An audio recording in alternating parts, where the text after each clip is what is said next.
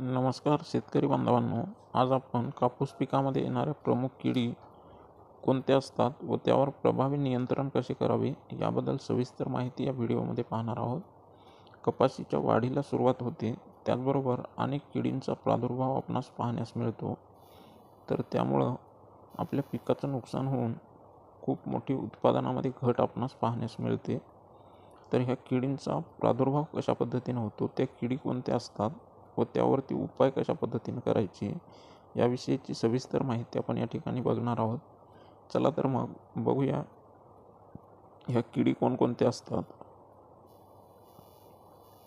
तर मित्रांनो, कापूस पिकावरील कीड त्यामध्ये आपण मावा हा एक प्रमुख कीड आपणास पाहण्यास मिळते. तर माव्याची ओळख पानांच्या देठावर, कोवळ्या पालवीवर हिरवे किंवा काळे मावा मोठ्या प्रमाणात आढळतात. पाने वाकडी होतात व वाढ देखील खुंटते. तर आपण या ठिकाणी बघू शकतो की मावा आपल्याला कशा पद्धतीने पानांवरती दिसतो. तर हा मावा पानांच्या पाठीमागील बाजूस कवळ्या ज्या फांद्या असतात त्या ठिकाणी देखील हा मावा आपल्याला पाहण्यास मिळतो. जेव्हा मावा मोठ्या प्रमाणामध्ये झाडांवरती आपणास दिसतो तेव्हा त्या झाडाची पाने ही वाकडी होतात व झाडाची वाढ देखील खुंटते.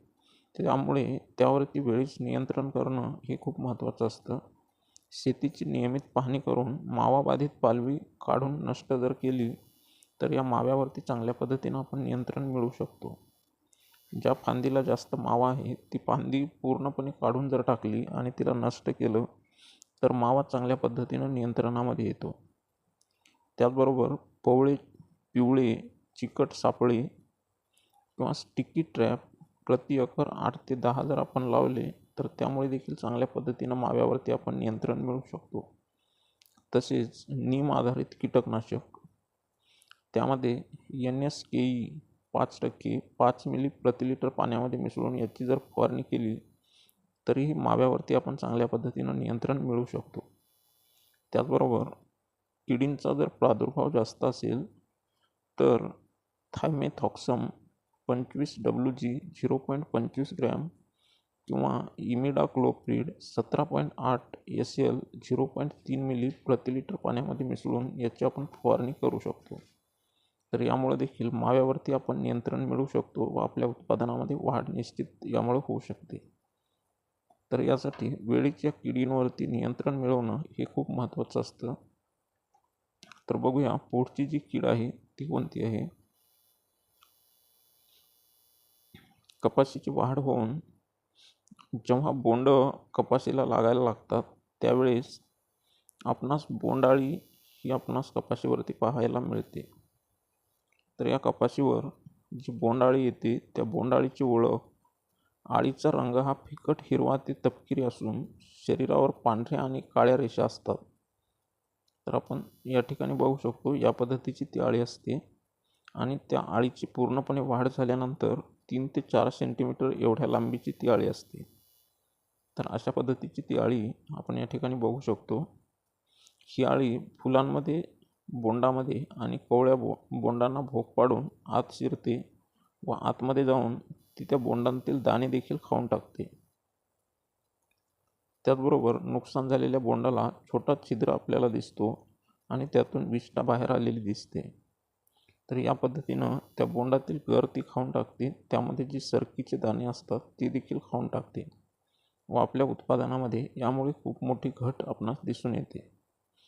तर यावरती वेळीच नियंत्रण करणं खूप महत्त्वाचं असतं. तर त्यावरती नियंत्रण करण्यासाठी आपण फेरोमोन सापळे प्रति हेक्टर 5 ते 10 सापळे जर लावले तर त्यावरती आपण निश्चित नियंत्रण मिळवू शकतो. त्याचबरोबर लाईट ट्रॅप, हे लाईट ट्रॅप प्रति हेक्टरी 2 ते 3 लाईट ट्रॅप आपण जर लावले तर त्यामुळे देखील बऱ्यापैकी या बोंडाळीवरती नियंत्रण आपणास मिळवता येते. त्याचबरोबर जैविक फवारणी नीमार्क 5% किंवा बेकन्हेरिया बॅसियाना 5 ग्रॅम प्रति लिटर पाण्यामधून याची जर आपण फवारणी केली तर त्यातूनही या बोंडाळीवरती आपण नियंत्रण मिळवू शकतो. त्याचबरोबर रासायनिक फवारणी जर आपण केली तर त्यामुळे देखील आपण या बोंडअळीवरती नियंत्रण मिळवू शकतो. तर रासायनिक फवारणीमध्ये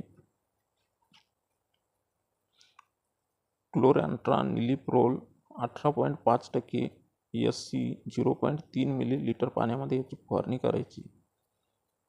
त्याचबरोबर स्पिनोसाड 45% SC 0.3 मिलीलिटर पाण्यामधून याची फवारणी करायची.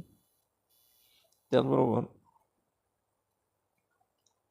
इंडर्बक्लोप्रिड 14.5% SC 0.3 मिलीलिटर पाण्यामधून याची फवारणी करायची. तर यामुळे देखील आपण चांगल्या प्रकारे या बोंडअळीवरती नियंत्रण मिळवू शकतो व आपल्या उत्पादनामध्ये निश्चित वाढ करू शकतो. तर बघूया पुढची जी कीड आहे ती कोणती आहे. कपाशीवरती मित्रांनो पांढरी माशी ही कीड देखील आपणास दिसून येते. तर ही पांढरी माशी ओळखायची कशी, तर प्रौढ पांढऱ्या रंगाच्या लहान 1 ते 2 मिमी पतंगासारख्या ह्या किडी असतात. पानांच्या खालच्या बाजूस ह्या अंडी घालतात. तर या पद्धतीची ही कीड असते, आपण बघू शकतो. तिलाच आपण प्रौढ पांढरी माशी असं म्हणतो. तर ह्या किडी पानांच्या खालच्या बाजूने बसलेल्या असतात आणि खालच्या बाजूनच त्या अंड्या घालतात. तर ती अंडी देखील आपण या ठिकाणी बघू शकतो. त्याचबरोबर त्याच्या ज्या आळ्या तयार होतात त्या आळ्या पिवळसर रंगाच्या असतात. ते या पद्धतीच्या सपाट व स्थिर अशा पद्धतीच्या आपणास त्या पाहावयास मिळतात. जास्त प्रादुर्भाव झाल्यास पानं पिवळी पडतात, वाकतात आणि वाढ देखील खुंटते. तर हे आपण या ठिकाणी बघू शकतो. जेव्हा जास्तीचा प्रादुर्भाव होतो त्यावेळेस त्या झाडाची पाने ही पिवळी पडतात आणि झाडं वाकतात. त्याचबरोबर त्याची वाढ देखील खुंटायला लागते. मधुर रस स्रावामुळे काळी बुरशी, सुटी मोल्ड ही येते व प्रकाश संश्लेषण कमी होतं. आणि प्रकाश संश्लेषण कमी झालं की निश्चितच ते झाड स्वतःचं अन्न स्वतः तयार करू शकत नाही. परिणामी त्या झाडाची वाढ खुंटून आपल्या उत्पादनावरती त्याचा परिणाम होतो. तर यावरती नियंत्रण कशा पद्धतीने आपण मिळवू शकतो, तर मित्रांनो यासाठी पिवळे चिकट सापळे प्रति एकरी 8 ते 10 सापळे जर आपण लावले तर यावरती चांगल्या पद्धतीने आपण नियंत्रण मिळवू शकतो. त्याचबरोबर नीमार्क 5% 5 मिली प्रति लिटर पाण्यामध्ये मिसळून याची जर फवारणी केली तरीही आपण या पांढऱ्या माशीवरती चांगल्या पद्धतीनं नियंत्रण मिळवू शकतो. त्याचबरोबर इमिडाक्लोप्रिड 17.8 SL 0.3 मिली प्रति लिटर पाण्यामध्ये मिसळून याची फवारणी केली तरीही आपण चांगल्या पद्धतीने यावरती नियंत्रण मिळवू शकतो. त्याचबरोबर थायामेथॉक्सम 25 WG 0.25 ग्रॅम प्रति लिटर पाण्यात मिसळून फवारणी केली तरीही या पांढऱ्या माशीवरती आपल्यास नियंत्रण मिळवता येते. पायरिप्रोक्सिफेन 5 EC 1 मिली प्रति लिटर पाण्यात मिसळून फवारणी केल्यास चांगल्या पद्धतीनं आपण यावरती नियंत्रण मिळवू शकतो. तर अशा पद्धतीनं पांढऱ्या माशीवरती नियंत्रण मिळवून आपण उत्पादनामध्ये वाढ करू शकतो. चला तर मग पुढे बघूया.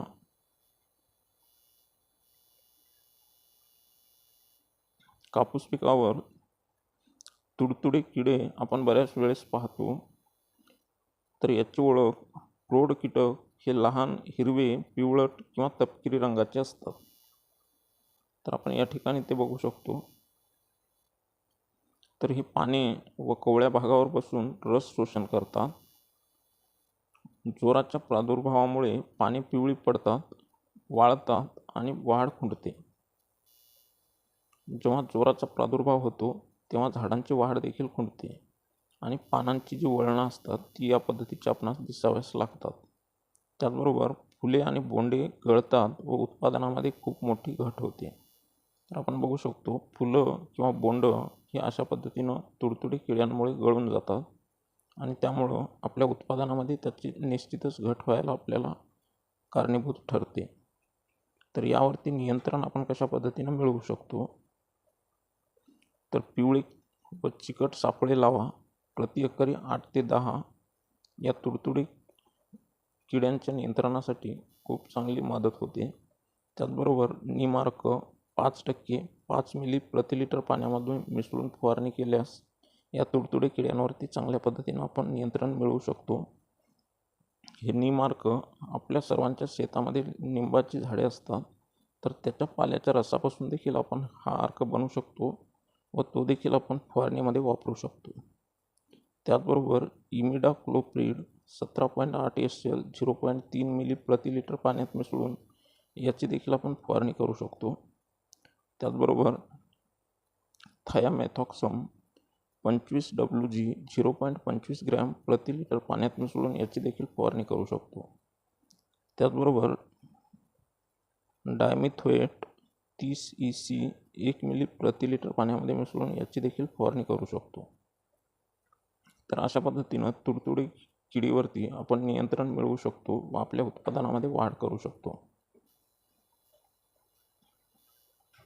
तर मित्रांनो, याप्रमाणे ह्या काही प्रमुख किडी ज्या की आपल्या पिकाचं खूप मोठं नुकसान करतात व आपल्या उत्पादनामध्ये घट होते, तर या किडी वेळीच ओळखून त्यावरती योग्य पद्धतीनं नियंत्रण केल्यास उत्पादनामध्ये निश्चित वाढ होते व आपणास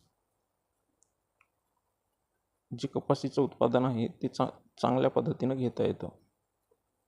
धन्यवाद मित्रांनो, व्हिडिओ शेवटपर्यंत पाहिल्याबद्दल. व्हिडिओ आवडल्यास लाईक करा, मित्रांना शेअर करा व चॅनलला सबस्क्राईब केलं नसेल तर एक सबस्क्राईब करा मित्रांनो. भेटूया अशाच एका नवीन व्हिडिओमध्ये.